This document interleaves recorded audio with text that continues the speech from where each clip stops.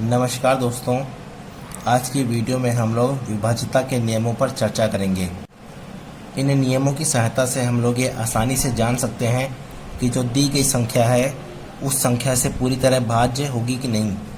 तो बिना समय गवाए हम लोग वीडियो को शुरू करते हैं। सबसे पहले हम लोग दोस्तों 2 से विभाज्यता का नियम के बारे में जानेंगे। तो दोस्तों 2 का नियम है कि अगर किसी भी संख्या के पीछे 2, 4, 6, 8 या फिर 0, अगर इन पांचों संख्याओं में से कोई भी एक संख्या अगर लिखी हो तो वो संख्या 2 से पूर्णतः विभाज्य होगी।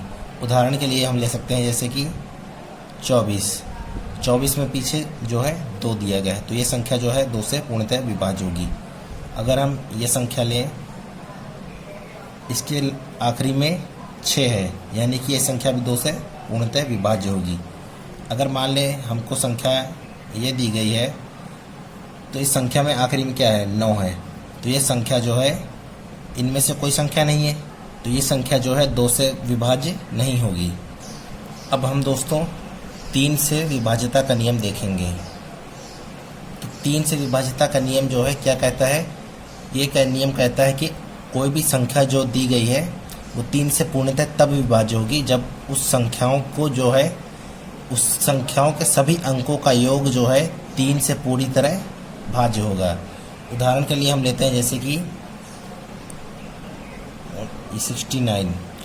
अब इन दोनों को हम जोड़ेंगे, 6 और 9 को हम जोड़ेंगे तो जोड़ने पर क्या आएगा, 15, और 15 जो है पूर्णतः 3 से विभाज्य है, यानी कि जो है ये संख्या भी 3 से पूर्णतः विभाज्य होगी।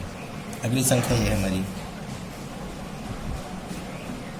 तो इन सबको हम जोड़ते हैं दोस्तों, 2 + 4 + 5, और इन सबको जोड़ेंगे तो क्या आएगा, 2 और 4 6, 6 और 5 11 हो जाएगा, और जो 11 है ये 3 से विभाज्य नहीं है, तो ये संख्या भी 3 से विभाज्य नहीं होगी। अब अगली संख्या हम लेते हैं दोस्तों, अब ये संख्या के सभी अंकों को हम जोड़ेंगे दोस्तों, ये जोड़ लेंगे इनको ऐसे करके हम, 7 और 5 हो जाएगा 12, 12 6 18, 18 और 8 26, 26 और 4 होगा, और ये 30 जो है दोस्तों 3 से पूर्णतः विभाज्य है, तो ये संख्या भी 3 से पूर्णतः विभाज्य है।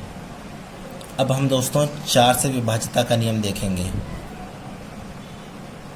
तो 4 से जब हम किसी भी संख्या की विभाज्यता को देखेंगे तो हम उसके आखिरी की 2 संख्याओं को देखेंगे कि जो आखिरी की 2 संख्या हैं वो अगर 4 से विभाज्य हैं तो दी गई संख्या चाहे कितनी भी बड़ी हो वो 4 से पूर्णतः विभाज्य होगी। उदाहरण के लिए हम लेते हैं जैसे, अब इस संख्या के दोस्तों हम लोग पीछे की 2 संख्याओं को देखेंगे। पीछे की संख्या क्या है, 32 है, और जो 32 जो है ये 4 से विभाज्य है, तो दी गई संख्या भी 4 से पूरी तरह विभाज्य होगी। अब हम अगली संख्या देखते हैं जैसे दोस्तों,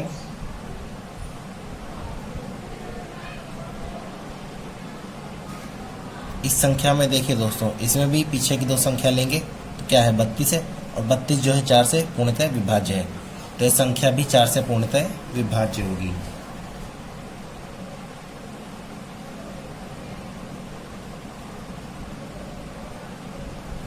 अब इस संख्या का भी हम दोस्तों आखिरी के 2 संख्याएं देखेंगे। ये जो 54 है और ये जो है 4 से पूर्णतः विभाज्य है, तो दी गई संख्या भी ये 4 से पूर्णतः विभाज्य होगी।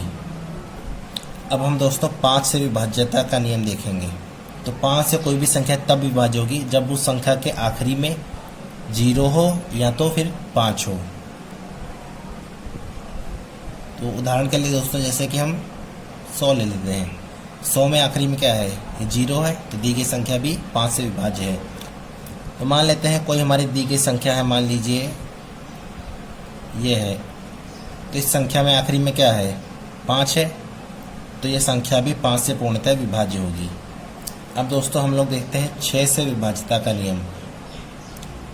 अब यानी इस नियम में क्या है, अगर कोई संख्या 6 से विभाज्य है तो वो संख्या 2 और 3 से भी विभाज्य होगी। उदाहरण के लिए हम लेते हैं कि 18 है, 18 जो है ये 2 से भी विभाज्य होती है और ये जो 18 है ये 3 से भी विभाज्य होती है। यानी कि अगर हमको 6 से पता करना है कि कोई संख्या विभाज्य है कि नहीं, तो हम 2 से उसकी विभाज्यता को पहले जांच लेंगे और 3 से भी उसकी विभाज्यता को जांच लेंगे। अगर वो संख्या 2 और 3 दोनों से कट रही है तो वो संख्या 6 से बिल्कुल कटेगी। यानी कि अगर कोई भी संख्या के गुणनखंड हैं तो गुणनखंडों से अगर वो संख्या पूरी पूरी कटती है तो वो संख्या उस संख्या से भी कटेगी। अब हम लोग दोस्तों 8 से विभाज्यता का नियम देखेंगे।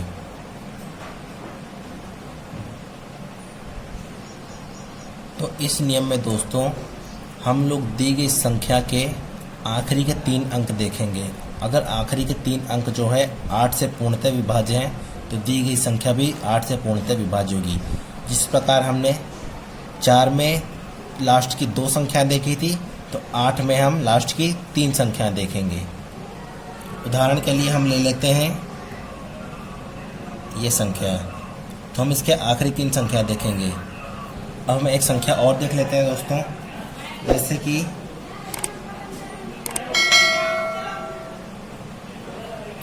इस संख्या के भी हम आखिरी के 3 अंक देखेंगे। यानी कि 416 जो है 8 से विभाज्य होता है पूर्णतः, तो ये संख्या भी 8 से पूर्णतः विभाज्य होगी। अब हम दोस्तों 9 से विभाज्यता का नियम देखेंगे। तो कोई भी संख्या 9 से तभी विभाज्य होगी अगर उस संख्या के अंकों का योग जो है 9 से विभाज्य हो। जिस प्रकार हमने 3 से देखा था नियम की सभी संख्याओं का योग करने पर अगर संख्याओं का योग 3 से विभाज्य था तो संख्या भी 3 से पूर्णतः विभाज्य थी। उसी प्रकार हम 9 में भी वैसे ही चेक करेंगे। तो मान लेते हैं दी गई संख्या है ये 35, 14। अब इन सबको हम जोड़ देंगे दोस्तों। 3 + 5 + 1 + 4, इन सबको जोड़ने पर आंसर क्या आएगा दोस्तों? 3 और 5 8, 8 1 और 9, 9 और 4 13 हो जाएगा दोस्तों। और जो 13 आया है ये 9 से विभाज्य नहीं है, तो दी गई संख्या भी हमारी ये 9 से विभाज्य नहीं है। अब हम अगली संख्या देखते हैं दोस्तों। अब इन सबके अंकों को हम जोड़ देंगे दोस्तों।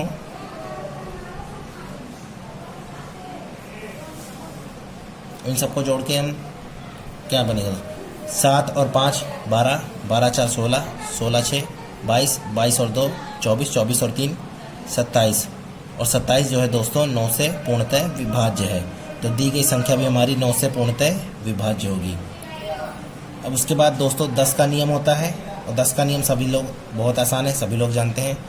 किसी भी संख्या के अगर लास्ट में 0 है तो वो संख्या पूर्णतः विभाज्य होगी। जैसे कि 100 ये 10 से विभाज्य है।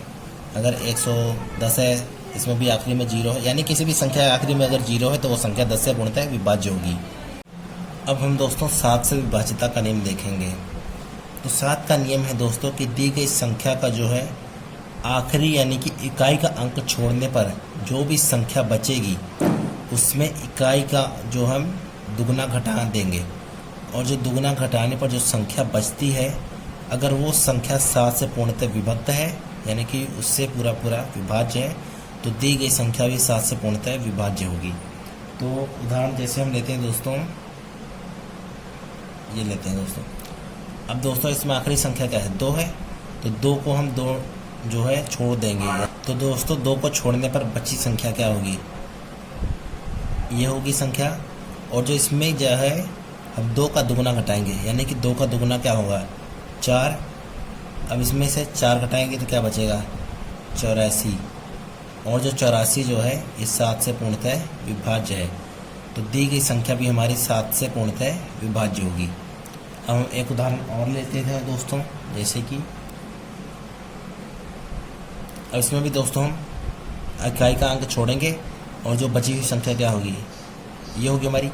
और इसमें जो है हम ये जो आखिरी संख्या है यानी कि इकाई वाली का दोगुना कर देंगे, तो इसका दोगुना क्या होगा? 6 होगा। तो ये जो अब 60 में से हम 6 को घटाएंगे, तो इसको 6 घटाने पर क्या बचेगा दोस्तों? 60 बचेगा।